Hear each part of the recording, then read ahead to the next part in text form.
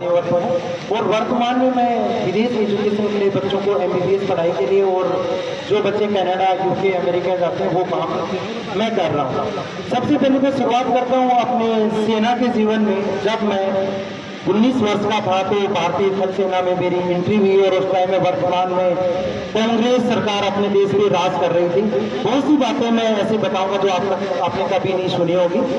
सबसे पहले मैं बात करूंगा जैसे मैं सेना में एंट्री हुआ और ट्रेनिंग करने के बाद मेरी बारामूला में पोस्टिंग हुई। अब जब वहां पर क्या होता है, बारामूला के जो भीड़ वाले क्षेत्र होते हैं वहाँ टेररिस्ट होते हैं और वहाँ कुछ पब्लिक का सहयोग होता है, वो घरों में छुप जाते हैं और सेना उनको सर्च ऑपरेशन करती है और काउंटर करके टेररिस्टों को मारती है। उसी ड्यूरेशन में अगर किसी उग्रवादी ने सेना के जवान पे फायरिंग की तो सेना के जवान फायरिंग करने से भी डरते थे। क्यों? तो पब्लिक में से फायरिंग करता था और ये डर होता था कि गलती से किसी के भी गोली लग गई तो उस जवान की नौकरी भी गई और उसको जेल भी होती थी।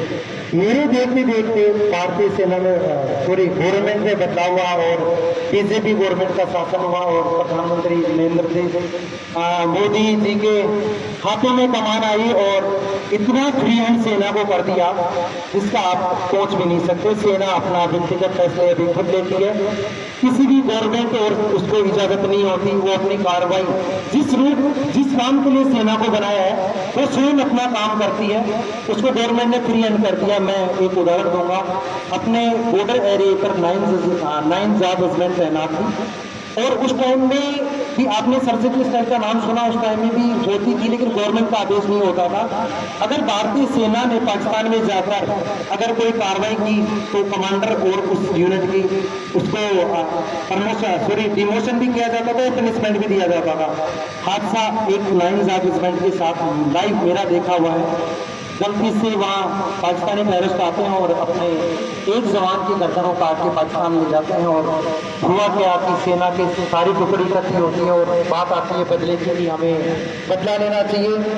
तो गवर्नमेंट से पूछा जाता तो गवर्नमेंट ने मना कर दिया कि नहीं, आप किसी दूसरे देश के बॉर्डर को पार करके आप ये कार्रवाई नहीं कर सकते।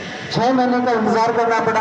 गवर्नमेंट की तरफ से बिल्कुल बैठ कोई आदेश नहीं है, लेकिन सेना के जवानों ने ठानी कि नहीं, बदला नहीं, हम तो बदला लेंगे। हमारे जवान की वो धोखे से गर्दन लेके चले गए और बिना गवर्नमेंट की अनुमति सेना के जवान आते हैं और लो गर्दन लेके आते हैं। लेकिन जो गवर्नमेंट को पता भी नहीं था, थी उस टाइम कांग्रेस गवर्नमेंट, लेकिन सेना ने अपने रीत में कार्रवाई की कि उनको पता था कि अगर गवर्नमेंट को पता रहेगा कि तो यहाँ सेना को पनिशमेंट मिलाकर नौकरी भी जा सकती है। तो ऐसा पहले सेना अपना काम करती थी लेकिन बहुत ज्यादा हाथ बंधे हुए थे। आज आपने देखा कि बहुत सी सर्जिकल स्ट्राइक वहां जाकर गवर्नमेंट की मॉनिटरिंग में और प्रधानमंत्री जी वीडियोस पे देख रहे थे कि सेना के जवान पाकिस्तान में जाकर क्या कर रहे हैं। ये बहुत अच्छी बात है कि सेना को अपना काम कर दिया जा रहा है, सिर्फ सत्ता परिवर्तन करने बात है। दूसरा एक मैं बहुत अंदर की बात बताता हूँ। जब मैं सेना में गया, सेना में एंट्री हुई तो हमारे जो हेलमेट होते थे, जो भारतीय सेना हेलमेट यूज करती है उसमें बहुत ज्यादा तकनीकी जरूरत नहीं होती थी, लेकिन वो बाहर से आते थे, फॉरेन से इंपोर्टेड होते थे। होते ऐसे ही थे जब वर्तमान में भारतीय सेना हेलमेट इस्तेमाल कर रही है, लेकिन आज जो हेलमेट इस्तेमाल कर रही है उसकी कॉस्ट 30 से 40 गुना ज्यादा होती थी कि वो सेना नहीं खरीदती थी। मिनिस्ट्री लेवल पे फैसले होते थे और इंटरनल बातें बड़े बड़े घोटाले होती थी, रेट बहुत ज्यादा होती थी, इंपोर्ट मंगाए जाते थे। वो घोटाले सब भारतीय जनता पार्टी आने के बाद में आपने देखा होगा सब उजागर हुए। उस मैं शेयर नहीं करूंगा, आप बिल्कुल अफसोस करेंगे कि हेलमेट जो होता है ना उसकी कई हजारों में कीमत होती थी।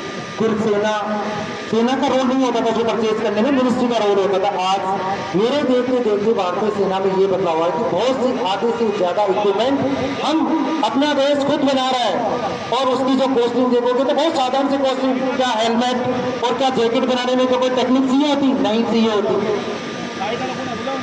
अभी भारतीय सेना में ज्यादातर इक्विपमेंट अपने खुद के आ रहे हैं और मैं बात करता हूँ यहाँ राजस्थान की। राजस्थान में आपने देख रखा है कि रोज पेपर आउट हो रहे हैं और गवर्नमेंट ने 5 साल अपना मैनेज करने में निकाल दिया कि जिसने मांगा 2 करोड़ 5 करोड़ 20 करोड़ एमएलए को दिए गए और फ्रिज प्रोकर 5 साल में आपने देखा जहाँ लोगों ने आवाज करी कि गेहूं फ्री करते, गेहूं फ्री करने से किसी का जीवन नहीं बदलता। कल मैं बहुत कॉन्फिडेंस की बात कर रहा हूँ, एक बच्चा डॉक्टर बनने के लिए आता है और उसका पेरेंट्स मुझे कहता है सर ये डॉक्टर तो नहीं बनाएंगे, हम तो क्या करेंगे, 18 लाख में पेपर ले लेंगे। कितना कॉन्फिडेंस उसके ऊपर है कि मेरे गांव में 4 लग गए। लक्ष्मणगढ़ तहसील का था, मैं नाम नहीं बताऊंगा, 4 मेरे गांव में बन गए। मेरे सामने उदाहरण है, मैंने छोटा सा उदाहरण दिया कि सत्ता परिवर्तन होने वाली है, अगली गवर्नमेंट में आपको पेपर नहीं मिलेंगे, जो मेहनत करेगा ना उसको वो आगे बढ़ेगा और उसको नौकरियां मिलेंगी। अब मैं बात करता हूँ यहाँ खंडेला विधानसभा क्षेत्र के और भी प्रत्याशी हैं जो चुनावों की दौड़ में हैं। सबसे पहले आप अपना वोट वहां दीजिए जहां आपका काम होगा। जो एक जिले को लीड करता है प्रशासन की कदर, उसके अंदर में 8 एमएलए आते हैं, आपको सबको पता है, उनको पता है कि काम कैसे करवाना है। आपने ज्यादातर ये सुना होगा कि पॉलिटिक्स में लोग आश्वासन देते हैं, भरोसा देते हैं, उनको लाइन पता नहीं होती काम कैसे करवाना है। जो एसपी लेवल के अधिकारी रह चुके हैं उनको ये पता है कि जब भी आप सुनहरे अवसरों में विधानसभा जाने का मौका दोगे तो वो अपना काम बहुत अच्छे से जानते हैं। उनको पता है किस अधिकारी से कैसे काम करवाना है, उनको पता है कि क्षेत्र का विकास कैसे होना है। तो मैं उम्मीद करता हूँ आप मजबूत करो और ज्यादा से ज्यादा लोग साथ खड़े होकर हम लड़ेंगे चुनाव और विधानसभा में जाएंगे। जय हिंद, जय भारत।